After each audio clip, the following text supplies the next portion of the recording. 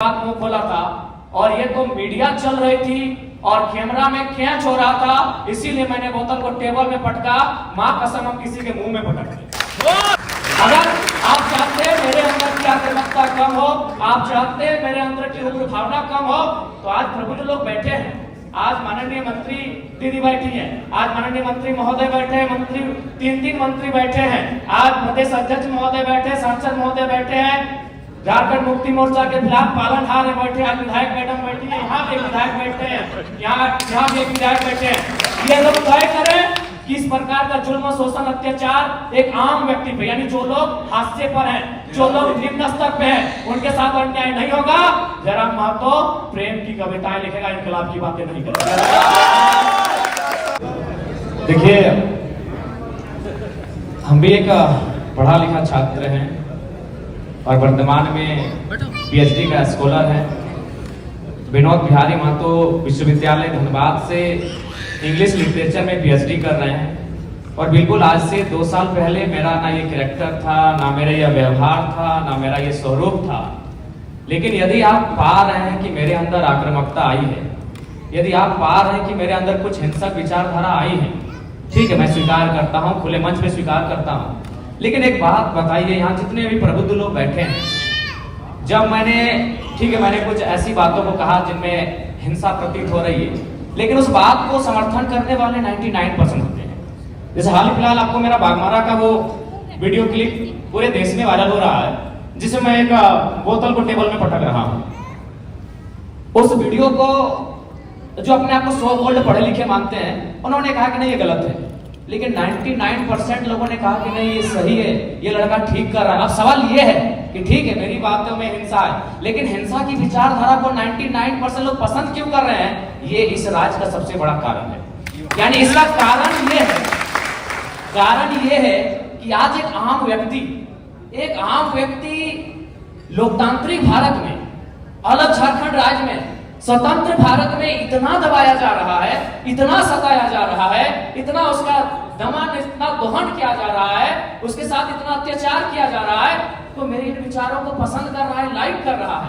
उदाहरण के लिए जो बागमारा को लेकर आप चर्चा करें, जिस मेरे वीडियो को आज पूरे देश में लगभग 50 लाख से लोगों ने देखा, मैं आपको थोड़ा बता ही देता हूं। वहां बीसीसीएल की एक योजना है, बीसीसीएल खनन का कार्य करती है। ये आपको भी मालूम है कि अब सारी कंपनियां टेंडर देती है। वहां टेंडर दिया है संजय उद्योग को और खेमका कंपनी को। वहां जो मजदूर है 2018 से काम कर रहे हैं, यानी 6 साल है, 6 साल से उनका वेतन वही का वही है। और सबसे ताज्जुब और हैरत की बात है कि उनका एचपीसी वेतन 32,000 होता है। ताज्जुब कीजिएगा और लोकतंत्र के होने पे शर्म भी कीजिए, उनको 6,000 वेतन मिलता है।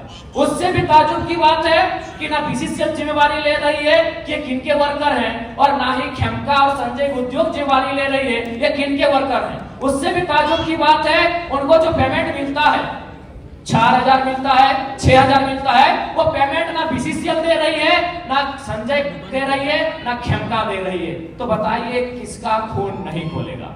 मैं बनावटी इंसान नहीं हूं। उस मीटिंग में 52 मिनट डिस्कशन हुआ था।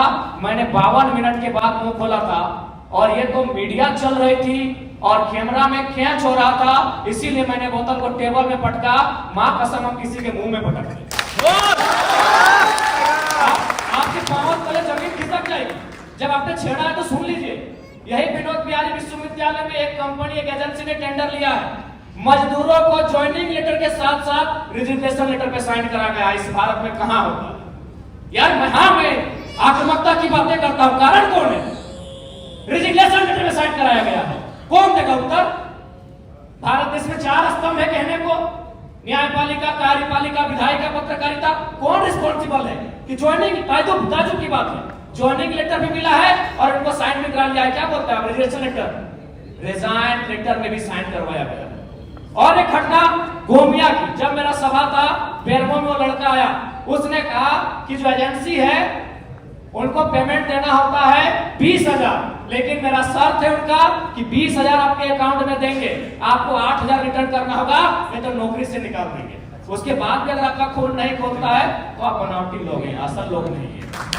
अगर आप चाहते हैं मेरे अंदर की आक्रामकता कम हो, आप चाहते हैं मेरे अंदर की उग्र भावना कम हो, तो आज प्रबुद्ध लोग बैठे हैं।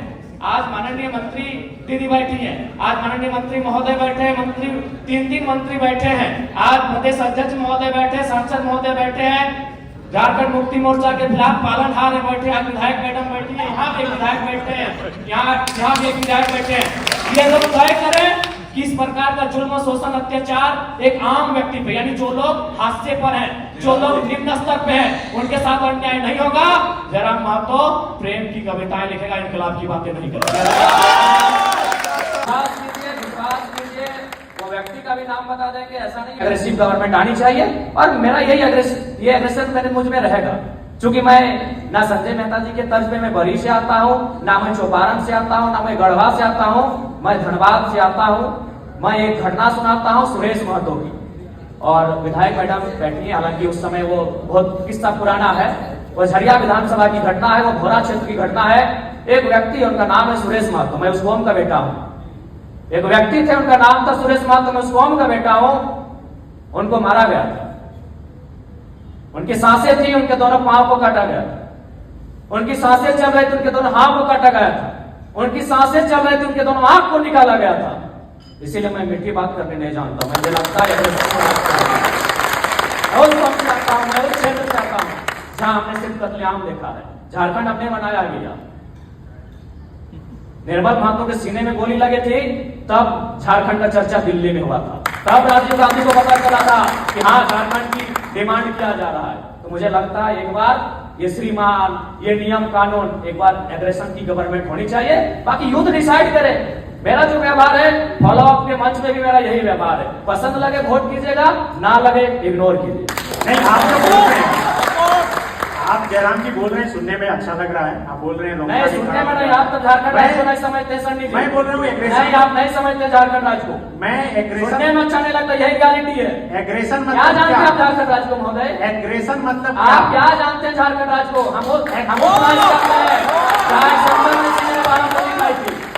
हम वो झारखंड जाते हैं जहाँ MP member of parliament Sunil Mahto ने 1, 2, 3, 4, 5, 6, 7, 8, 9, 10, 11, 12 को दिखाई थी सांसद ने।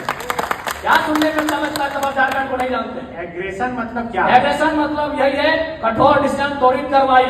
आज कार्रवाई किस पे होती है? एक ठेला पे काम करने वाला है, तुरंत कार्रवाई होगी। एक मजदूर है, पुलिस तुरंत कार्रवाई करेगी। आपकी कार्रवाई उस समय काहे नहीं होती है? जब बड़े बड़े लोग आपकी गिरफ्त में आते हैं, बड़ी बड़ी मछलियां जाल में फंसती हैं, क्यों कार्रवाई नहीं होती? हम लोग आते हैं तो छोटा रहे या बड़ा रहे, जो गलत रहे उस पर कार्रवाई हो। मेरा सवाल वही था कि एग्रेशन मतलब क्या? एग्रेशन मतलब एक कठोर डिसीजन। एग्रेशन मतलब एग्रेशन का मतलब है कोई दबाव नहीं। एग्रेशन का मतलब है कॉर्पोरेट से कोई भय नहीं। एग्रेशन का मतलब है अमीरों के चंदे से पलना नहीं। एग्रेशन का मतलब होता है लीडर होके, निष्पक्ष होके झारखंड के मुद्दों पे बात करना, झारखंड के मुद्दों के समाधान करने के लिए प्रयास करना। एग्रेशन का मतलब, मेरा सवाल बार बार वही है कि क्या गाड़ी पर चढ़कर भाषण देना या फिर योगी की तरह बुलडोजर चलाना? देखिए, भाषण देना हमारा सिद्धांत नहीं रहा है। एक सवाल, आज राजभवन में लोग धरने पर बैठे हैं, मुख्यमंत्री के आवास पे लोग धरने बैठे हैं, आज सीजीएल के जेएसएससी कार्यालय के बाहर लोग धरने पे बैठे हैं। आंदोलन रोज होता है, लेकिन जयराम महतो एक 50 लड़कों के आंदोलन से सीएम का फेस बन के कैसे सामने आया? इस सवाल का उत्तर कोई दे। आंदोलन इस राज्य में रोज होता है, जयराम महतो ही क्यों?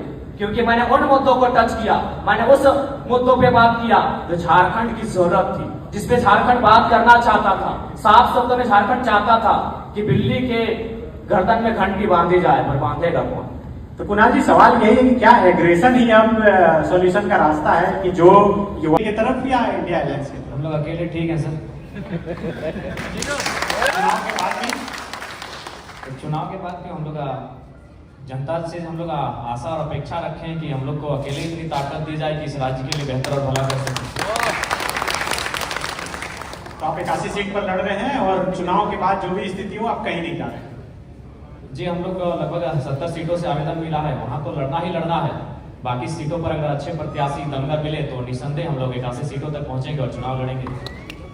चलिए, बहुत शुक्रिया आप तमाम अतिथियों का।